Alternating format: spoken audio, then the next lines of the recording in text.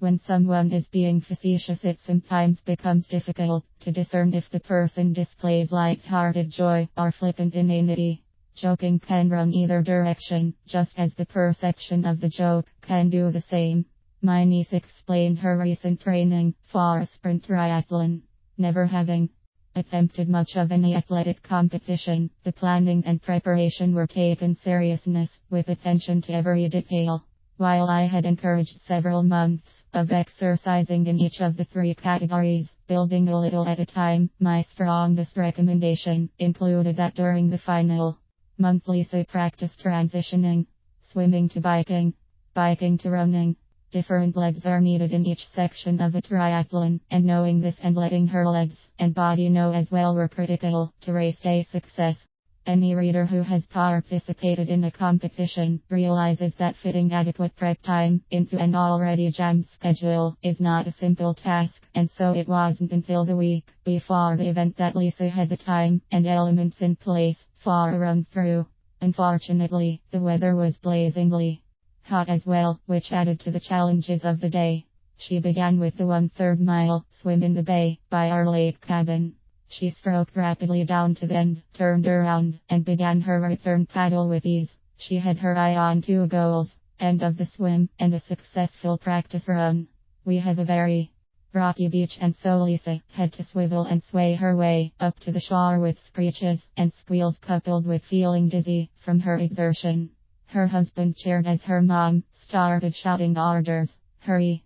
Time's ticking.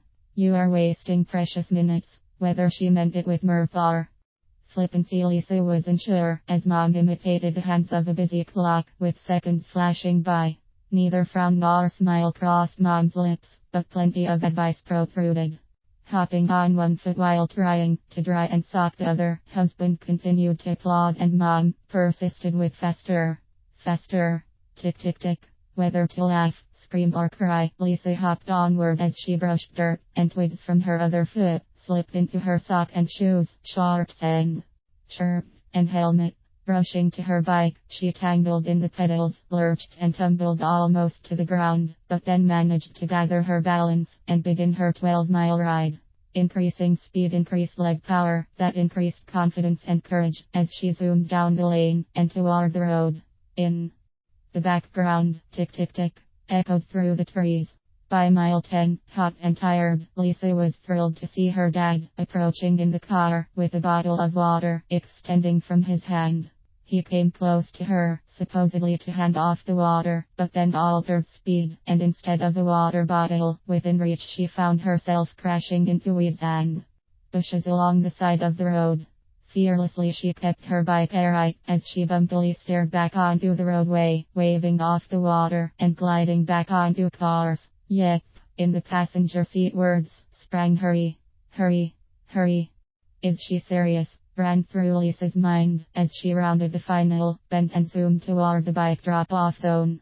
She slid her feet to the earth as she unsnapped her helmet and let the bike topple. It was time to transition bike legs to joggers with some shaking out and realignment. By now 97** emitted from the intense summer sun, and Lisa contemplated forgetting the run, saving it for another day. Do you think this was a remote possibility? Absolutely not, as a resounding tick-tock, hurry up, get your legs going, peeled across the deck and landed in Lisa's face. Although she thought about running out the lane and hiding in the bushes for 30 minutes, she realized she had no choice, as mom would somehow know, and so away she churned. Returning to the cabin, she offered a wide smile of relief, knowing she had completed all 3 sections, and so the upcoming competition was completely doable. She stopped her run, walked toward the deck, and mirthful flippancy filled the air. Want to practice again tomorrow?